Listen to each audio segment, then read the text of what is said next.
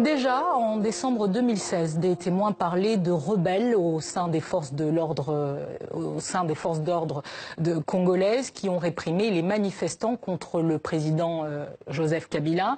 Ce lundi, l'ONG américaine Human Rights Watch va plus loin et révèle dans son rapport que des ex-rebelles du M23 étaient recrutés par l'armée. Les précisions de Laurie Fachot. Coup de tonnerre ce lundi. L'ONG Human Rights Watch accuse Joseph Kabila d'avoir recruté des anciens combattants du M23 pour qu'ils répriment les manifestations de l'année dernière. 62 personnes sont mortes alors qu'elles réclamaient le départ de Joseph Kabila, qui refusait alors de quitter le pouvoir après son deuxième et dernier mandat autorisé par la Constitution.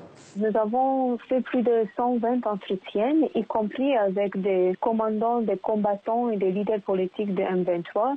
Ils nous ont expliqué comment ils ont été recrutés. Ils ont reçu des ordres explicites de faire tout pour étouffer les manifestations. Nous avons aussi parlé avec 9 officiers des forces de sécurité congolaises qui, eux aussi, ont confirmé comment ce recrutement a eu lieu. Les rebelles du M23 ont commis des violations des droits humains entre 2012 et 2013 avant de déposer les armes et de signer un accord de paix avec le gouvernement fin 2013.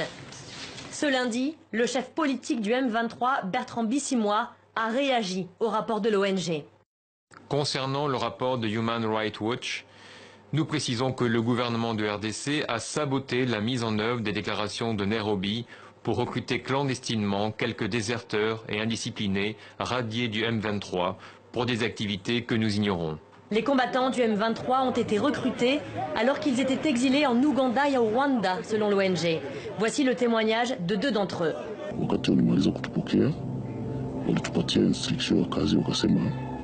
Mwenye atasubutu kuleta kichwa ngumu juu ya hiyo mambo eti Kabila atoke, ni kuua na kufunga, kuna kitu kingine.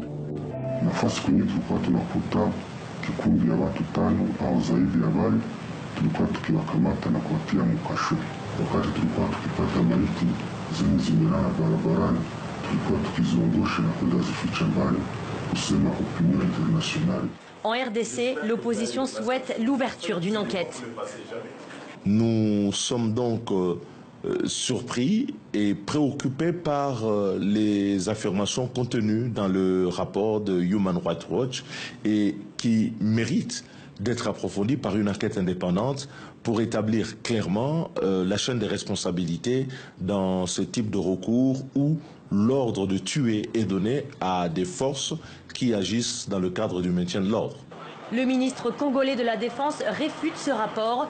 Il estime que l'ONG ne devrait plus opérer en République démocratique du Congo.